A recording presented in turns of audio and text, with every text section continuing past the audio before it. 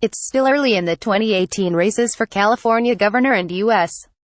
Senate, but already we know 5 things. In this stormy, polarized political climate, Republicans aren't likely to vote for a Democrat even if there isn't a strong GOP candidate on the ballot, so the original theory behind Democratic State Treasurer John Chiang's candidacy for governor that he could attract business-minded Republicans just isn't working out. Democratic State Senate leader Kevin de León's challenge of centrist U.S.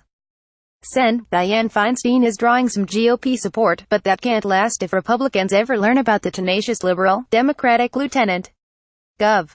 Gavin Newsom always has been the frontrunner for governor and still is, but former Los Angeles Mayor Antonio Villaraigosa is inching up and making the race competitive. Feinstein is running far ahead in her bid for a 5th term as the relatively unknown, underfunded de León's attempt to attract Bernie-crats falls flat. The June 5th primary election will select the top 2 vote-getters in each race, regardless of party, and advance them to a November 6th runoff. What we know now comes from public opinion polls. The most recent one was released November 30th by the nonpartisan Public Policy Institute of California. It showed that among likely voters, Newsom led the gubernatorial contest with 23%, followed by Villaraigosa at 18%. Then came Chiang and Republican businessman John Cox, both at 9%. After that was Republican Assemblyman Travis Allen of Huntington Beach, 6%, and Democratic former state schools chief Delane Easton, 3%. Nearly a third of the likely voters hadn't decided. In the Senate race, Feinstein was outrunning fellow Democrat de León by 45% to 21%. A third were undecided. A month earlier, a USC Dormsci Fellows Angeles Times poll found Newsom leading Villaraigosa by 10 percentage points. Chiang's camp disputes the PPIC findings, saying its own private poll in October used a narrower, more realistic definition of a likely voter. And in that survey, Chiang trailed Villaraigosa by only 2 points. But Newsom had an even larger lead, 14 points. The public polls are neutral and accessible, so I go with them. What stood out in the PPIC survey was Villaraigosa creeping up on Newsom. Villaraigosa, 64, is also a former Assembly Speaker, and Newsom, 50, made his political name as San Francisco mayor. Villaraigosa's hopes largely depend on whether Latinos finally turn out to vote in decent numbers. They've been undervoting in California for decades. But President Trump's determination to build a border wall and escalate the deportation of immigrants without documentation affects relatives and friends of many unnerved Latino citizens. And they just might be motivated to vote next year. There'll also be Latinos running in most other statewide races. Villaraigosa would be the first Latino in history to be elected California governor. One Latino, Romualdo Pacheco, served for a few months in 1875 after ascending from lieutenant governor when the governor, Newton Booth, was elected to the U.S. Senate. In the PPIC poll, Latinos favored Villaraigosa over Newsom by 42% to 11%. Latinos weren't helping de León much in the Senate race, however. They backed Feinstein 48% to 26%.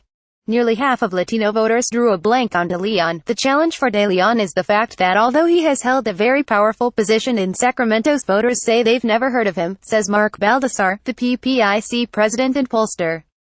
How do you get known in this climate? With money. And de León doesn't have much. Feinstein can raise tons. But de León is getting a boost from Republicans, no doubt because his name isn't Feinstein, a decades-long GOP nemesis. And there aren't any GOP candidates running for the Senate. Republicans favored de León over Feinstein in the poll by 25% to 18%. But Democrats supported the incumbent senator by 66% to 16%. Republicans presumably will flee de León once they realize he pushed through sanctuary state legislation and has promoted other liberal bills such as tough gun control and state single-payer health insurance. Those leftist efforts, however, aren't attracting Bernie-crats. Liberals favored Feinstein 57% to 20%. In the gubernatorial race, Chiang, selling himself as a good money manager, was supported by only 2% of Republicans. Nearly half of Republicans backed the obscure GOP candidates, and more than a third were undecided. It could be that the soft-spoken Chiang, 55, lacks the oratorical flair sought by today's agitated voters who are attracted to firebrands. But in this era, Republicans really dislike most Democrats, and vice versa. The PPIC poll showed that 91% of Republicans have an unfavorable impression of the Democratic Party. And 92% of Democrats feel that way about the GOP. Baldassare found little public interest in the gubernatorial race, compared with the last time the office was being vacated in 2010. Only 25% of likely voters were paying attention to who might succeed Gov. Jerry Brown. But 43% were following the race when Brown ran for his third term. Their attention has been diverted to Washington, the pollster says. He also wonders whether voters will be turned off from voting by all the UAL harassment scandals in politics. I don't know about that. But I do think it will be even tougher than usual for little-known candidates to be heard over all the roaring from Washington and accusations of UAL misbehavior. More from George Skelton. Coverage of California politics. Caption George.Skelton at lawtimes.com. Follow at lawtimeskelton on Twitter. Also, you should believe women in politics who speak out about UAL misconduct. Where's your money really going when you donate to charity? Do your research. It's time to unmask abusers in the legislature and hit them where it hurts, their pocketbooks and careers.